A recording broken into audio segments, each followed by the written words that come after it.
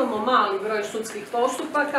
Ja ću vam na ovoj našoj jednoj analizi pokazati koliko vam od 2016. godine do 2020. pogledajte 2020. znatno je na nacionalnoj razini broj slučajeva, koliko je na nacionalnoj razini porastao broj upravo zbog inicijative Nisam tražila, gdje su žrtve konačno ohrabrene izašle sa svojim traumama i gdje očekuju da država prepoznaje sustave kažnjavanja. Zanimljivo je dodati da se najviše takvog ponašanja može uočiti u firmama koje najviše javno komuniciraju o tome koliko cijene svoje zaposlenike.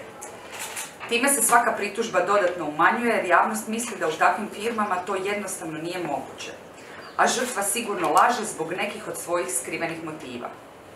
Uznemiravanja se događaju na svim organizacijskim razinama.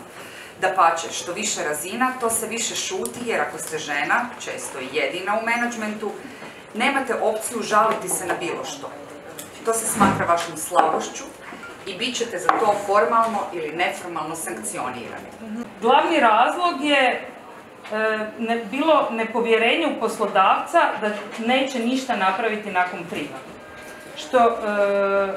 Što se zapravo i kasnije su dali razloge, ja sam ih pitala u istraživanju koji su koraci poduzeti nakon prijave i dosta njih je reklo ništa se nije poduzelo.